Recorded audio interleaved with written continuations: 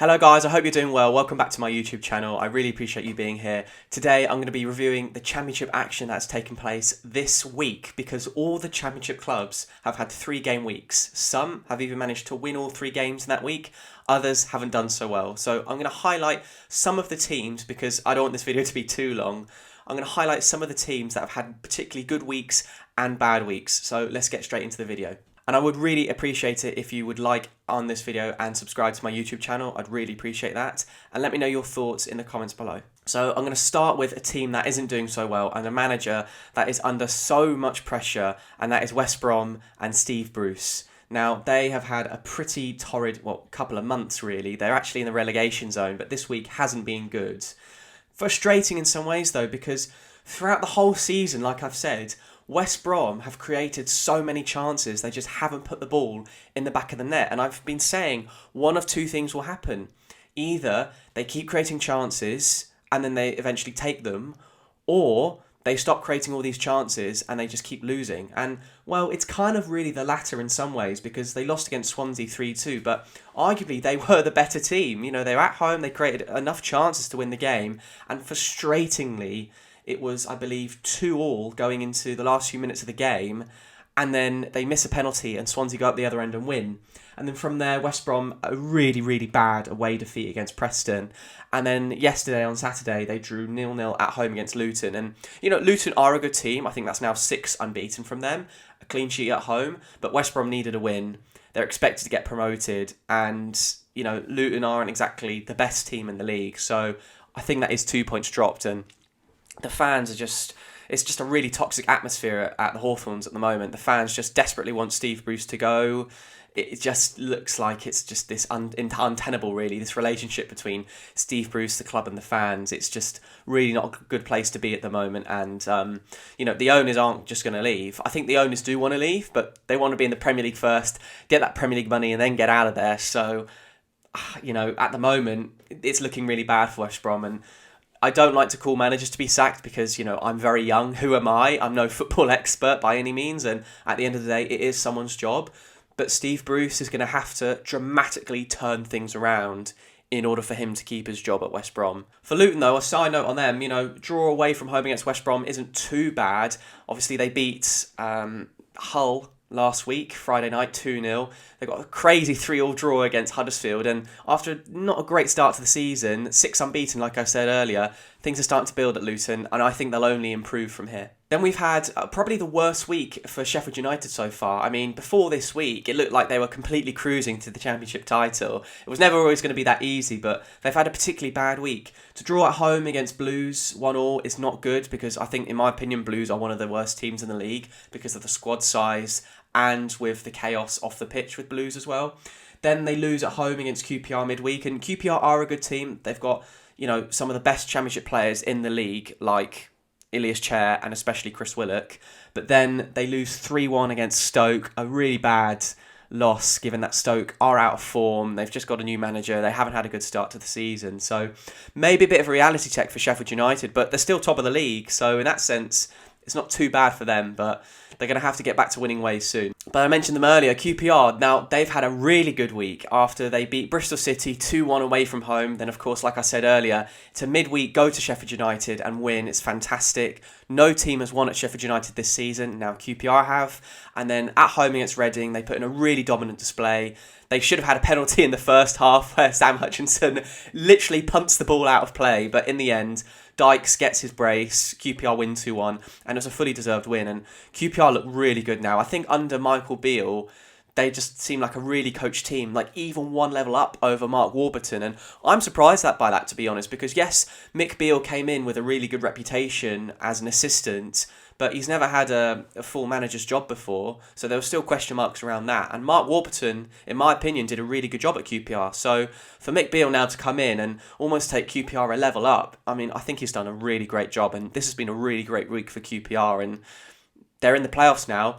Maybe it'll be like that for the rest of the season. Who knows? There's a long way to go, but QPR look really good. The only question with them, though, is how long is Chris Willock going to be out for? Now, I saw on Twitter that it's only a slight issue, a minor hamstring injury, so he might only be out for a couple more weeks, but, you know, QPR are going to have to keep Chris Willock fit for the rest of the season if they're going to do something this season, because Chris Willock is an absolute match winner and a brilliant, brilliant player. What a turnaround it has been for Swansea. You know, start of the season, really poor, loads of losses, fans kind of getting frustrated. Now 4 wins on the bounce. You look at this week just gone. West Brom, they won away from home 3-2. And then they beat Watford away from home 2-1 in the last few minutes. And then they beat Sunderland at home 2-1. Fantastic for Swansea. And I've always said that Russell Martin and Swansea seem like a really good fit. And I admire Russell Martin in the way that he persistently sticks with his plan A of playing out from the back and his philosophy, and it's worked, and sticking to his guns has worked, and I admire that in some ways, because maybe it's better to almost die on your own sword and die with your own philosophies than kind of panic and change things up and go to a plan B. So Swansea look really good now. They're climbing up the table. I think they're in the playoffs now, so things are looking really good for Swansea. The key thing for them, though, will be, can they keep those clean sheets? Because they're still conceding a lot of goals, making sloppy defensive errors at the back. Can they now keep some clean sheets and then really progress up the table? And finally, the other team that have done really well, another Welsh team in Cardiff. Now, of course, they sacked Steve Morison, and by kind of gauging on what Cardiff fans were saying online, it seemed like they were really frustrated that Steve has been sacked because he just hasn't been given enough time. And I would kind of tend to agree with that, to be fair. But Mark Hudson's come in, a Cardiff legend, and Cardiff are unbeaten in 3, drawing 1-1 against Burnley. Yes, scoring in the last minute to get a point, but they probably earned a point, to be fair, at home against Burnley, who are a good Championship side. Then beating Blackburn 1-0, fantastic result from them. A great finish by Harris, by the way, midweek. What a stunning finish from him. And then to beat Wigan away from home 3-1, a good result from them. Callum Robinson, I think he's a really good signing, and he's now showing that, with some goals and assists and proper goal contributions from him. So maybe Mark Hudson gets the full-time job. Who knows? Maybe a similar situation with Steve Morison, where Mark Hudson gets a full-time job, then the Cardiff owners get bored and sack him. But there's been a lot of change at Cardiff, and it was always going to take a while for the team to gel. And I always thought this team would improve towards the second half of the season. So in that sense, I'm kind of sad that Steve Morison's been sacked. But maybe now it's Mark Hudson to take this team forward.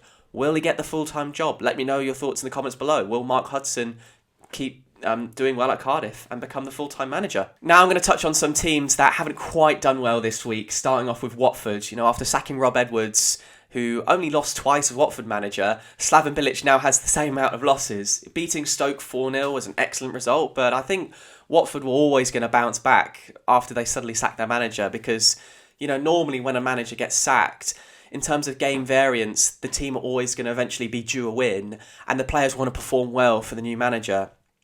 So I'm not really surprised in that sense that Watford won. But then they lost, back-to-back games, 2-1 at home to Swansea. I think it's a really bad result, and they didn't really play well. And then even worse, away from home against Blackpool, who are probably going to struggle this season, and to convincingly lose 3-1 is really not a great look. It didn't seem like Watford created a lot of chances from open play. Blackpool had the, majority of the ball and certainly the majority of the attacking pressure, so Slaven Bilic has got a lot of work to do. He's not going to be sacked now. I mean, that would be absolutely ludicrous. Slaven Bilic has a phenomenal record as manager, and I still think he's Premier League quality. But he's got a lot of work to do to get a lot out of this team. I will say, though, that João Pedro is a massive loss. And, in my opinion, I think he could be the best Championship player this season if he wanted to. So for Watford to lose him is a big loss. But nevertheless, they had Sarr on the pitch, loser, more than enough Championship quality to beat Blackpool and Swansea. So not a good start from Bilic. Then we have Rotherham, who I kind of feel sorry for in many ways because, Paul Warne, associated with Rotherham so much of his career, was there for 6 years as manager. As soon as Rotherham start doing quite well in the Championship, he leaves. Matt Taylor comes in, who did a very good job at Exeter, but now Rotherham, a loss against ex-League One rivals in Wigan, losing 2-0.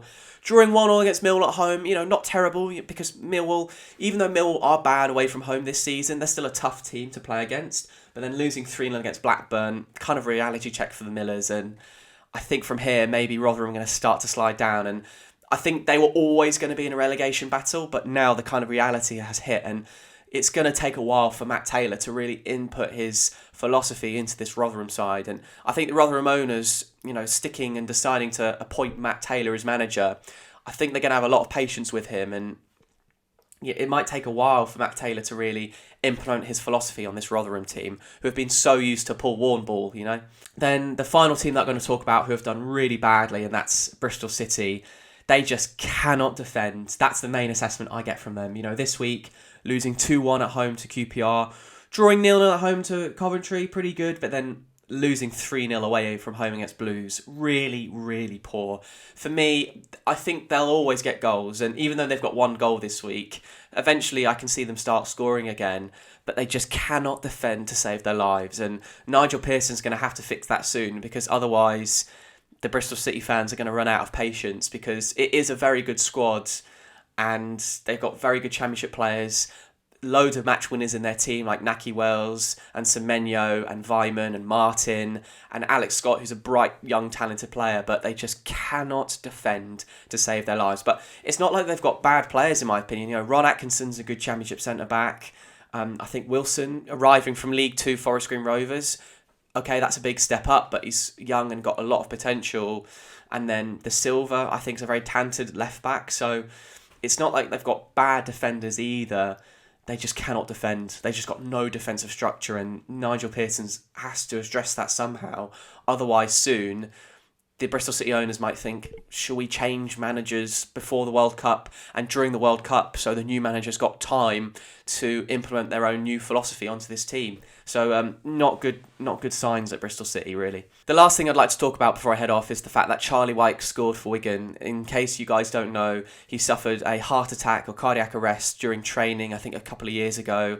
It looked like his career was over. So for him to come back, be fitted with a heart monitor, and then now score for Wigan, I just think is absolutely brilliant, and just a really great feel-good story, and just shows that you should really never give up, even if it looks like things are, you know, really, really bad in one's life. So I just have a lot of credit for Charlie Wyke. So I know I haven't talked about all the teams, but I've just highlighted some of the really particularly good and bad weeks for certain teams. And like I said at the beginning of the week, last week, you know, it's going to be a hectic period from now until the World Cup, because the Championship have to fit in so many games because of the World Cup delay. So a lot of football to look forward to, and I hope you can watch these videos and let me know your thoughts in the comments below about the Championship and what you think of it so far. So please like and subscribe as well. I'd really appreciate that, and I hope to see you all in the next video. Thank you very much.